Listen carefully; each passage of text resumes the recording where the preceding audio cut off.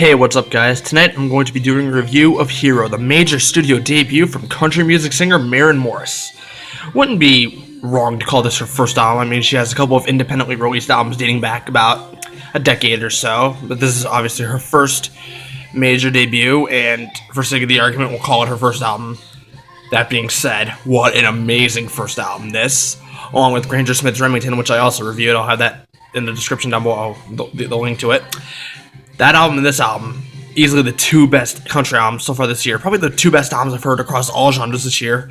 And this is one of the best country albums of the 2010s decade thus far.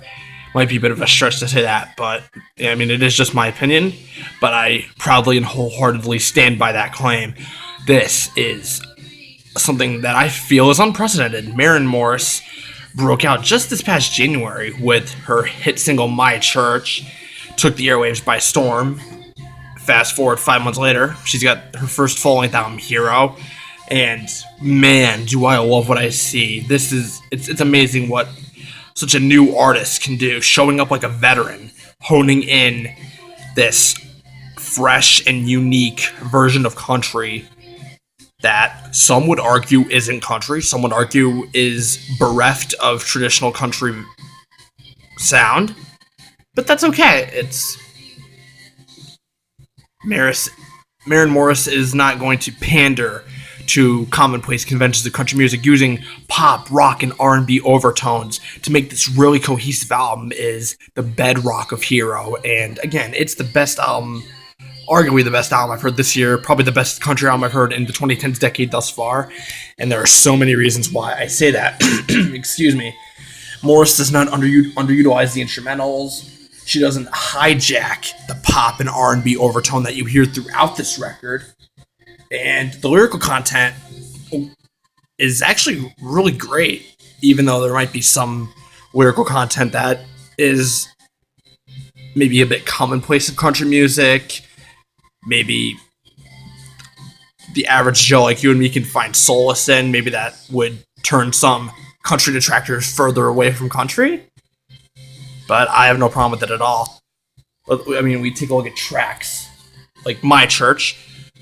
Billy Duke's Taste of Country calls My Church a mix of Amy Winehouse, Little Big Town, and Pulp Fiction, and that's a very accurate description. Morris puts forth a great vocal performance.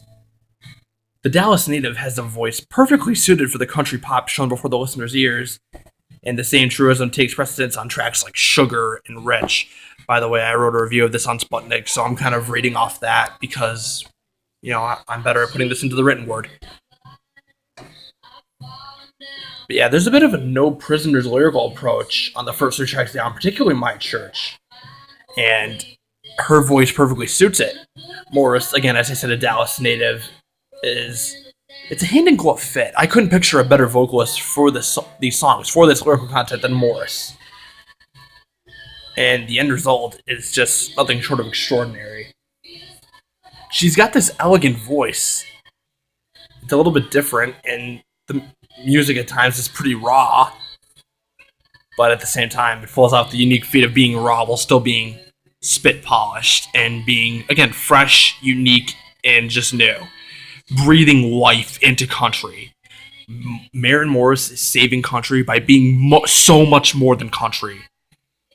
With this mix of pop and rock, southern rock to be more specific, and R&B, it really does create a wonderful blend that I think is unparalleled, even in a era where the bro country movement really does hijack overtones of pop and rock and hip hop. Morris is able to incorporate those without hijacking those, without leaving this music bereft of its core country sound. And she manages to do it in a way that I think rivals any artist out there, and no artist can rival. I mean, it's pretty nice praise, but I'd be lying if I felt otherwise. What the fuck is up with Spotify? Sorry about that, ladies and gentlemen. If we're going off favorites off the album, then my favorite off Hero by far has to be I Could Use a Love Song, which I'll play for you right now. Or no, it's a Spotify advertisement. This review's not out to a good start. All right, well, I Could Use a Love Song. We'll play in a second. Sorry, guys. All right, I Could Use a Love Song is this really elegant track that sees Morris, again, breathe this unique, fresh vibe into, in this case, with I Could Use a Love Song, maybe a bit of dead horse lyrical content, particularly, relationships. That might be something very commonplace, very relatable, but it works. Maren Morris, with the lyrics, particularly in the chorus of the track, talks about how she wishes she could go back to a simpler time when a guy and a girl could make it work. And, those are simpler words, but simpler words to describe a simpler time when relationships didn't harbor such complexity. I think you see that a lot in society now, and perhaps there was a time when that didn't happen, but now it does. And Morris longs for the days when that wasn't the case. And I think anyone could find that to be very resonant, where, you don't have to, relationships and things like relationships don't have to come with so many strings attached. You really wish it could just be a much more plausible and much more relaxed experience, but that's not the case because we live in a topsy-turvy world. But thank God we have Maren Morris's music to hold us over. Yeah, Spotify's still not working. Okay. Moving on. And then we look at songs like Drunk Girls Don't Cry. That's a quintessential example of how Morris refuses to pander to some of the commonplace conventions of modern country music that we touched base on a moment ago. And, there's explicit language in there. Oh no, that might turn some of you guys off. Again, there's a lot of pop overtones that are pretty present throughout this song and the record in general. And, it might turn some people off. There might be some detractors of country that will be very quick to write this off. Well, they can piss off because this music is not for them. And if you're looking for, not country music specifically, but music in general that incorporates outer influence without hijacking it, this is the music for you. And I cannot think, other than Granger Smith, I cannot think of a country album that has been out this year that has been better. Nor can I find an album other than Granger Smith's from the 2010s decade thus far that is as good as Hero by Maren Morris. And outside of putting in an outstanding performance behind the microphone, Morris really contributed a bulk of the content for this album. She held down the co-producer's chair. She penned or co-penned every song on the album. She assembled great personnel for the instrumentals. Haley McLean and John Osborne do great with the electric guitars. Fred Eltringham does a great job with the drums. And again, it really lends itself to those different overtones we mentioned, particularly the Southern rock.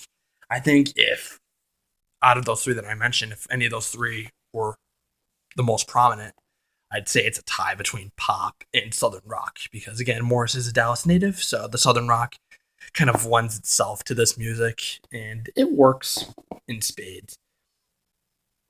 In summation, this is just an outstanding record, one that I think will hold up extremely well as this year goes on, as years to come. As years to come, as years to come, whatever. We'll just go with that. Country detractors, listen up and listen well, because this is an album of the year contender, and Morris deserves every bit of credit that will come her way undoubtedly as her career takes off. This album has assumed a mantle of precedence that, again, I think will rival any artist you hear all year long. Thank you for listening to my incessant ramblings and my thoughts about Hero. I'll leave a link to the Spotify album in the description below. Hopefully it won't glitch like it did to me.